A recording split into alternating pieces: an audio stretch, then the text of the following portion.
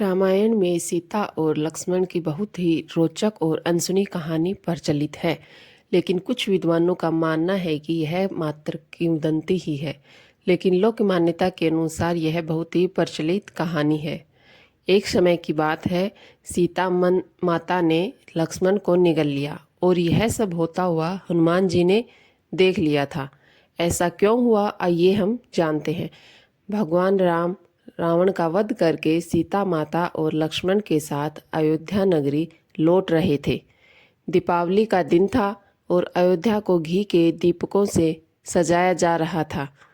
तभी सीता माता को अपनी कही हुई एक बात याद आई कि मैंने श्री राम के साथ वन में जाने से पहले सरयू माँ से एक वादा किया था कि मैं अगर अपने स्वामी और देवर के साथ सकुशल अयोध्या लौट आई तो आपकी विधि पूर्वक पूजा अर्चना करूंगी।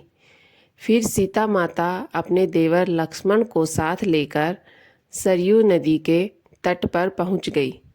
उन्होंने पूजा अर्चना करने के लिए लक्ष्मण को सरयू नदी से जल लाने को कहा। लक्ष्मण जैसे ही जल लेने के लिए सरयू नदी में गए, तभी अचानक नदी से एक अघासुर नाम का राक्षस प्रकट हुआ और लक्ष्मण को निगलने के लिए आगे बढ़ा। लेकिन जब सीता माता ने यह सब देखा तो उन्होंने लक्ष्मण को बचाने के लिए अघासुर के निगलने से पहले ही खुद लक्ष्मण को निगल गई। जैसे ही माता सीता ने लक्ष्मण को निगला, तुरंत दोनों का शरीर एक पानी जैसे तत्व में बदल गया। हनुमान जी एक पेड़ के पीछे छुपकर यह अद्भुत दृश्य देख रहे थे। हनुमान जी ने लक्ष्मण और सीता माता का जल रूपी सम्मिश्रण शरीर को एक घड़े में भर लिया और भगवान राम के सामने उपस्थित होकर संपूर्ण घटना को बताया। हनुमान जी की सारी बात सुनकर भगवान राम ने कहा कि इस राक्षस को भगवान शिव का वरदान प्राप्त है, भला इसके प्राणों को मैं कैसे लूं?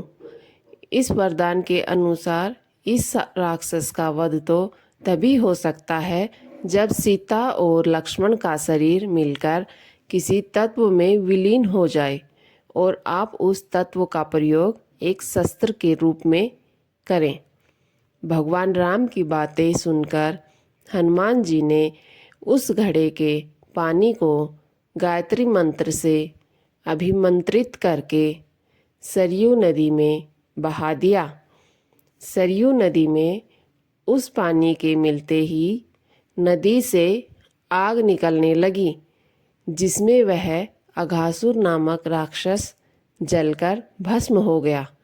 अघासुर राक्षस के भस्म होते ही सरयू नदी ने प्रसन्न होकर लक्ष्मण और माता सीता का शरीर उन्हें वापस लौटा दिया और दोनों को एक नया जीवन मिल गया। फ्रेंड्स, अगर ऐसे ही और आप स्टोरी सुनना चाहते हैं तो प्लीज़ मेरे चैनल को ज़रूर शेयर कीजिएगा और सब्सक्राइब भी कीजिएगा। Thank you.